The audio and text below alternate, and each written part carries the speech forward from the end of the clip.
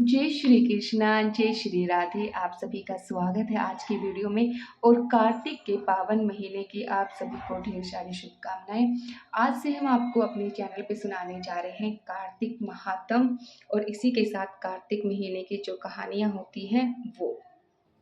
तो आप हमारे चैनल पे जुड़े रहिएगा पूरे कार्तिक महीने। ऐसे ही आपको हम अच्छी अच्छी महात्मा और अच्छी अच्छी कहानियां हम आपको सुनाएंगे कार्तिक महीने की। और कार्तिक महीना जो होता है वो बहुत ही पावन महीना होता है। इस महीने में अगर आप थोड़ा सा भी दान पुण्य, थोड़ी सी भी पूजा पाठ कर लेते हैं तो उसका आपको हजारों गुना फल प्राप्त होता है। तो कार्तिक महीने में आप जरूर थोड़ा बहुत दान पुण्य जरूर कीजिएगा। तो सबसे पहले हम आपको कहानी सुनाएंगे तुलसी जी की कहानी, जो कि कार्तिक महीने में बहुत ज़्यादा प्रचलित है और ये कहानी जरूर सुननी चाहिए। एक बुढ़िया थी, वह रोज तुलसी जी की पूजा किया करती थी। कार्तिक नहाया करती थी और तुलसी जी की पूजा करती थी। कोई धन मांगती, कोई पुत्र मांगती, कोई सुहाग मांगती, पर एक बुढ़िया तुलसी जी को सींचती और कहती, हे तुलसी माता सबके दाता, लाडवी गढ़ावी दे, मीठा मीठा ग्रास दे, म्यूर की धोती, चटक मटकी चाल दे, 11 का दिन दे, गंगा तुलसी मुंह में दे, अपने किशन जी के कांधा दे, चंदन की काठी दे, बैकुंठ में वास दे, मैं सींचूं बिरवा तेरा, निस्तार मेरा। तुलसी जी बुढ़िया की मांग सुन सुनकर सूखने लगी। एक दिन श्री कृष्ण भगवान तुलसी जी के पास आए और आकर कहने लगे कि कार्तिक माह में तो स्त्रियां आपको खूब सींचती हैं, आपकी खूब पूजा होती है, फिर भी आप पतली क्यों होती जा रही हैं। तब तुलसी जी ने बताया कि महाराज, और तो सब ठीक है, परंतु एक बुढ़िया की मांग सुनकर मुझे बहुत ही चिंता हो रही है। तुलसी जी ने सारी बात बतलाई और कहा कि सब कुछ दे सकती हूँ, परंतु मैं आपका कांधा कैसे दूं। भगवान ने कहा, तुलसी जी को आपकी सेवा करती हूँ, उनकी कर्जा तो सिद्ध करना ही पड़ता है, आपको तो मुझ पे भरोसा करना चाहिए।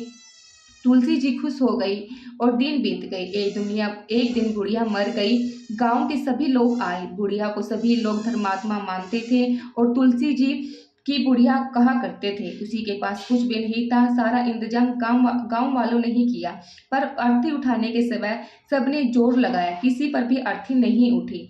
तब लोगों ने चर्चा हुई कि लोग इस धर्मात्मा समझते थे, यह भी अपनी पापनी हुई जो किसी से भी नहीं उठती। भगवान एक बच्चे के रूप में आए, बोले, भाई क्या बात है। लोगों ने सारी बात बतलाई। बच्चा बोला, आप लोग एक तरफ हो जाओ, मैं देखूंगा। सबने कहा, हाँ ये जरा सा बच्चा तो सारा ही उठा देगा, हमारे पास तो उठती नहीं। देखो तो जरा यह छोटा बच्चा क्या बातें बनाता है। फिर किसी बड़े बूढ़े ने कहा कि जब यह कह रहा है तो उसे देख लेने दो। वह बच्चा बुढ़िया के पास गया, उसके कान के पास बोला, बुढ़िया अब किशन का कांधा और बैकुंठ का वास ले, अब तेरी मांग पूरी करने आया हूँ। सबको बुलाकर बोला, आओ इसको उठाओ। भगवान ने हाथ लगाया और बुढ़िया उठ गई। फिर थोड़ी देर जाकर बुढ़िया को विश्राम कराया, फिर नहीं उठी। भगवान तो बच्चे में जाकर खेलने लगे। फिर सबने कहने लगे कि उसी बच्चे को बुलाकर लाओ, वही इसको उठाएगा। फिर उसको बुलाने के लिए गए। बच्चों में खेल रहा था। श्री कृष्ण भगवान के रूप में उस बच्चे ने मना करते, फिर बड़े ही मना कर लाए और उन्होंने बुढ़िया के कान में पहले की तरह कहा। अब फिर उन्होंने सबसे कहा कि उसको उठाओ। वह उठ गई। सबको बड़ा ही आश्चर्य हुआ। वो खूब धूमधाम से उनकी विदाई हुई। अब सबने देखा कि वह बच्चा वहां पर मुर्दा घाट पर वह बच्चा था, फिर वह दिखाई नहीं दिया। सब समझ गए कि भगवान खुद ही आए थे। बुढ़िया का दाह संस्कार अच्छी तरह से हुआ। हे तुलसी माता, जैसे बुढ़िया की बुद्धि दी वैसे ही सबको देना।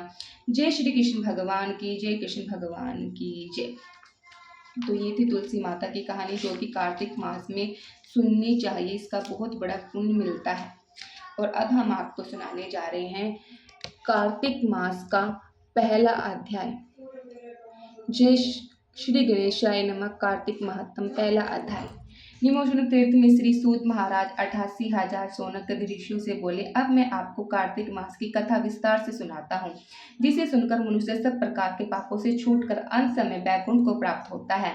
सूत जी बोले, श्री कृष्ण से आज्ञा लेकर देव ऋषि नारद के चल जाने पर सत्यभामा प्रसन्न होकर लक्ष्मीपति भगवान से कहने लगी, हे नाथ, मैं धन्य हुई, मेरा जीवन सफल हो गया, मेरे जन्मदाता भी धन्य है, जिन्होंने मुझे जैसी त्रिलोकी सुंदरी को जन्म दिया, जो अपने 16 शास्त्र स्त्रियों के मध्य में आपकी परम प्यारी पत्नी बनी। मैंने वह कल्प वृक्ष आदि पुरुष आपके साथ नारद जी की विधि पूर्वक दान में दे दिया, परंतु वही कल्प वृक्ष मेरे घर लहराया करता है। इस बात को मृत्युलोक में कोई भी स्त्री नहीं जानती। हे त्रिलोकी के नाथ, मैं आपसे कुछ पूछना चाहती हूँ। आप मुझे विस्तार पूर्वक कार्तिक महात्म की कथा सुनाइए, जिसे सुनकर मेरा हित हो जाए तथा जिसके करने से कल्परान से भी आप मुझसे विमुख न हो। सूत जी बोले, सत्यभामा के ऐसे वचनों को सुनकर हरपत हुए श्री कृष्ण जी सत्यभामा का हाथ पकड़कर तथा अपने सेवकों को वहीं रोककर विलास युक्त अपनी पत्नी को कल्प वृक्ष के नीचे ले गए और हंसकर कहने लगे, हे प्रिय, 16,000 रानियों में से मुझे तुम प्राणों की समान प्रिय हो। तुम्हारे लिए मैंने इंद्र से तथा देवताओं से भी विरोध किया था।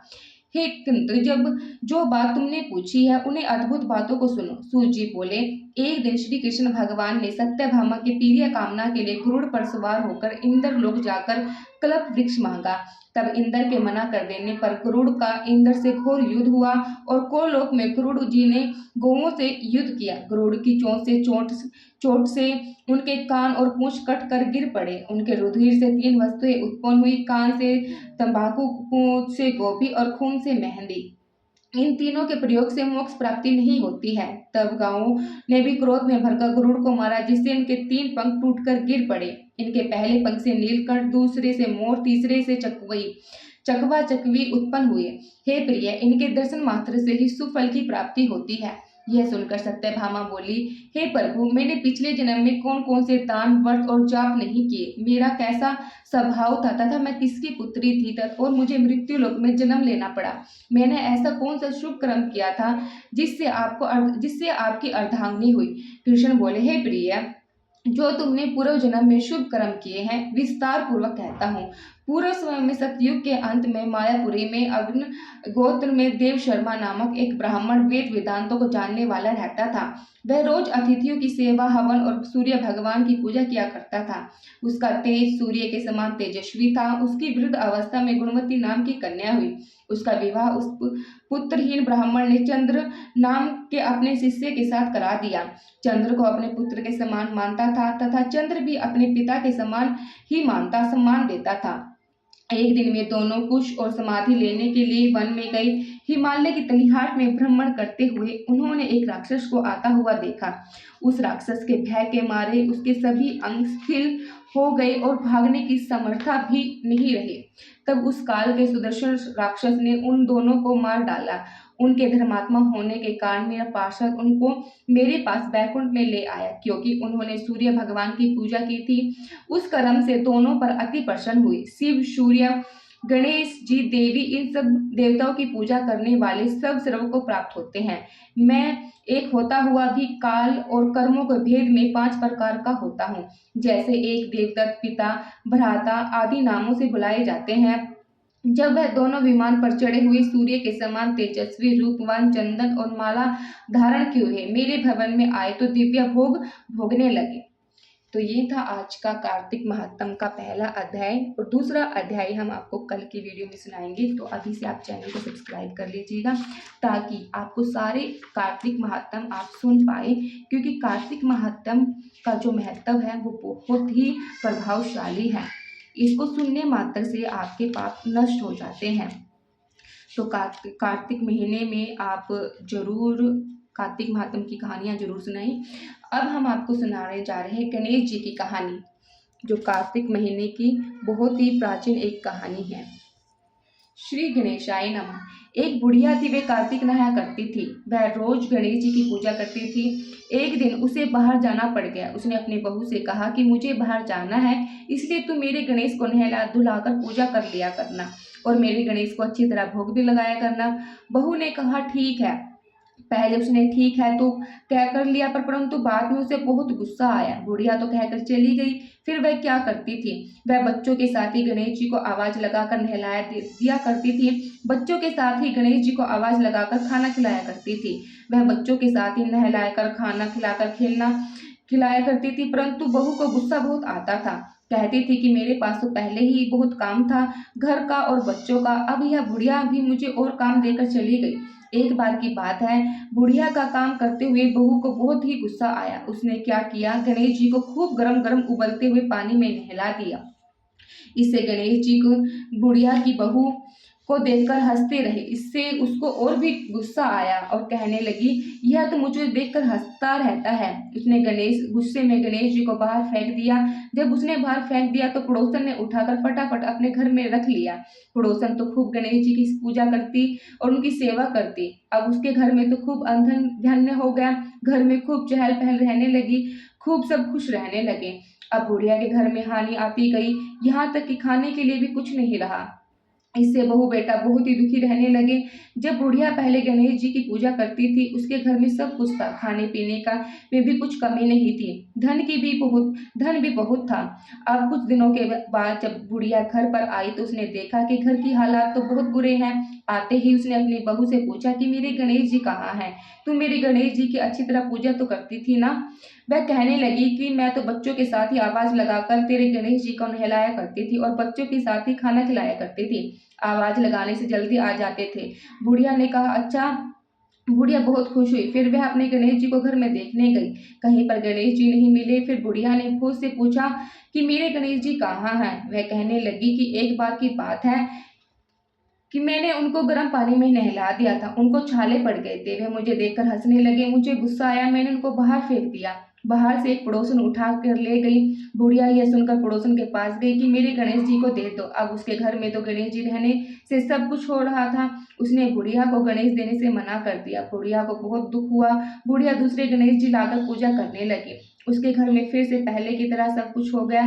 सुनने वालों का भी भला और सुनाने वालों का भी भला। जय गणेश महाराज की जय। जय गणेश महाराज की जय।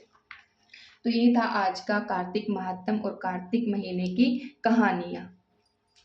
जय श्री कृष्णा, जय श्री राधे।